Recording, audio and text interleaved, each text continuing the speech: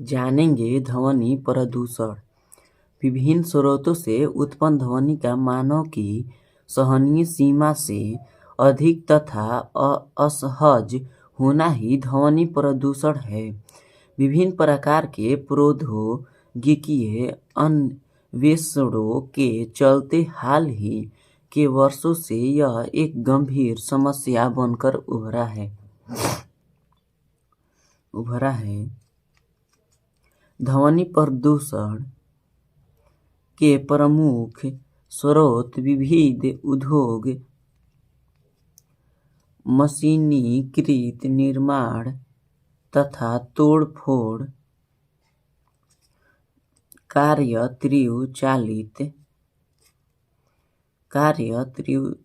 चालित मोटर वाहन और वायुयान इत्यादि है। इनमें सायरन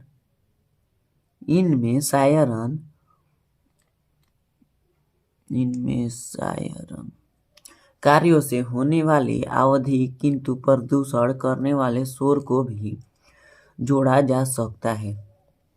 सूची-थर शोर के स्तर को डेसिबल संदर्भ में ध्वनि स्तर के द्वारा मापा जाता है।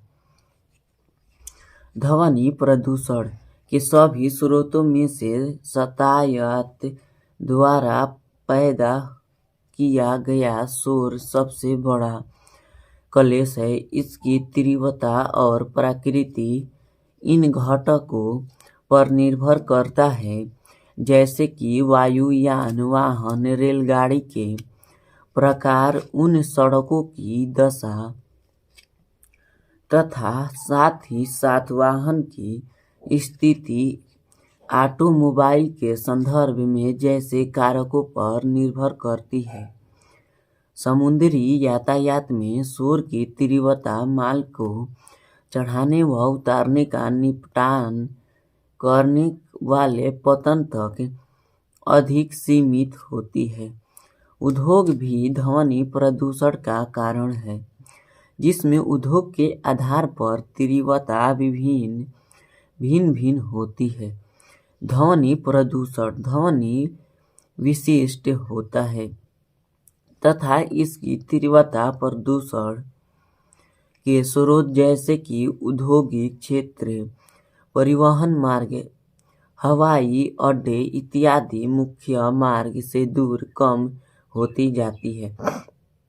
भारत में कई बड़े शहरों एवं महानगरों में ध्वनि प्रदूषण बहुत खतरनाक है।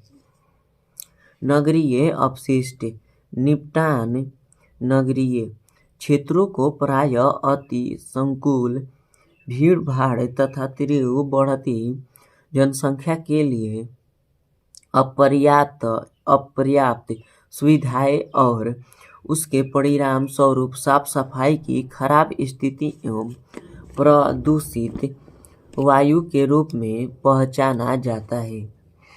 ठोस अपशिष्टों, कचरे के द्वारा होने वाला पर्यावरण प्रदूषण काफी महत्वपूर्ण हो चुका है, क्योंकि विभिन्न स्रोतों द्वारा जनित अपशिष्ट की मात्रा बहुत अधिक होती जा रही है। ठोस कचरे की अंतर्गत विभिन्न प्रकार के पुराने एवं प्रयुक्त सामग्रियां शामिल की जाती है, जैसे कि जंग लगी पीने, टूटे कांच के सामान, प्लास्टिक के डिब्बे, पॉलीथीन की थैलियां, रद्दी कागज, रखा पलापिया, सीडी आदि का भिन्न स्थानों पर लगाया जाता है। इससे त्यागे गए सामान को कूड़ा करकट, रद्दी, गंदगी एवं कबाड़ आदि कहते हैं, जिनका दो स्रोतों से निपटना होता है।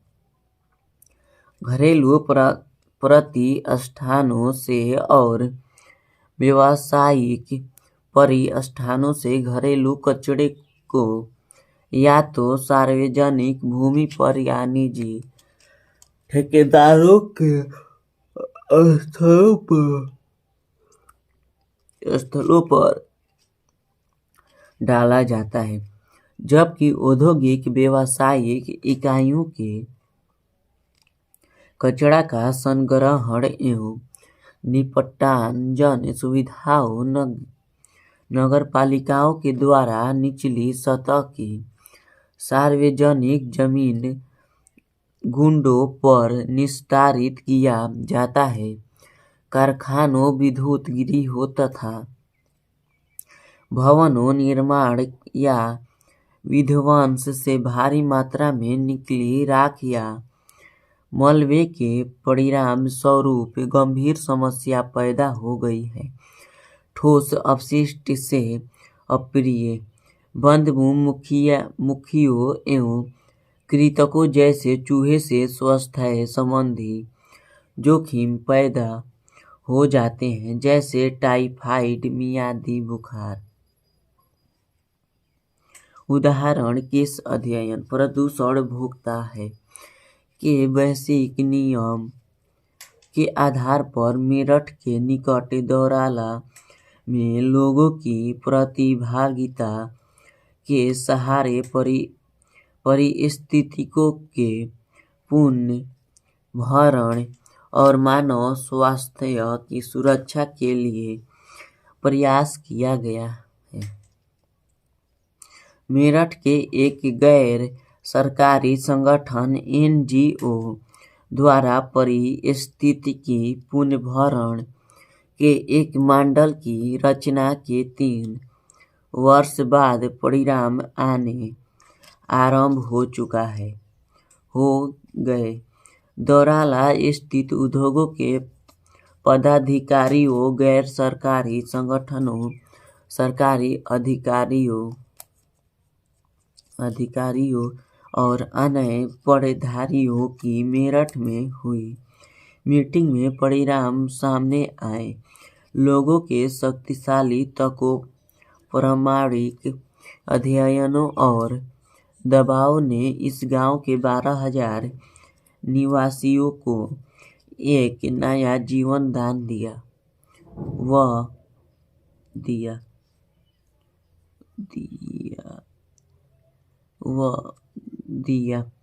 सन 2003 की बात है, जब दौरावासियों की दयनीय दशा ने एक जनता सभा सिविल सोसाइटी का ध्यान आकर्षित किया। 12,000 लोगों की जनसंख्या वाले इस गांव का भूजल भारी धातुओं के संपर्क से संदूषित हो चुका था।